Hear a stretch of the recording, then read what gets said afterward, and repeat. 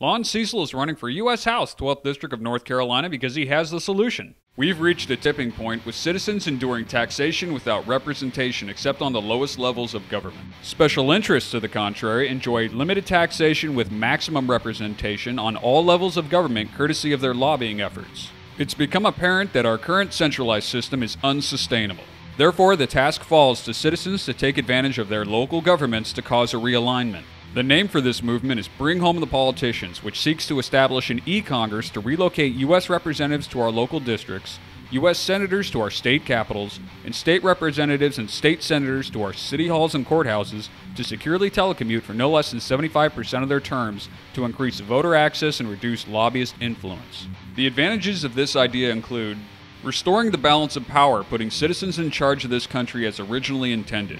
This ensures a nonpartisan solution favoring no political party since all need to be reined in.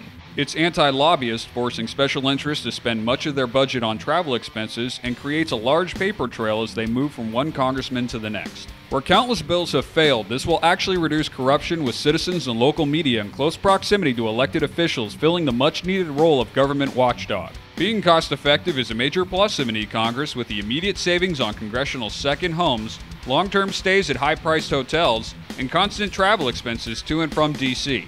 And it dramatically improves national security by limiting the impact of a natural disaster or assault on D.C. now that a grid system of 51 is in place. Article 1, Section 4, Clause 2 reads, "The Congress shall assemble at least once in a year," meaning there is nothing keeping U.S. Congress in D.C. year-round. Article 1, Section 5, Clause 4 states, "Neither House during the session of Congress shall, without the consent of the other, adjourn for more than 3 days, nor to any other place than that in which the two houses shall be sitting."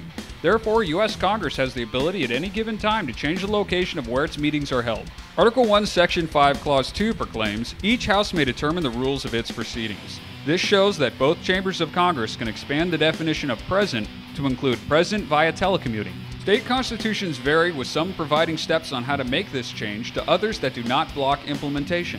The idea of an e-Congress seems far-fetched, but this idea was actually proposed to U.S. Congress on September 14, 2001 as a highly recommended security upgrade. The following is footage of a floor discussion regarding e-Congress from October 22, 2002. Another area I feel worthy of discussion is the ability of Congress to communicate and possibly even conduct legislative operations remotely in the event of a major disruption.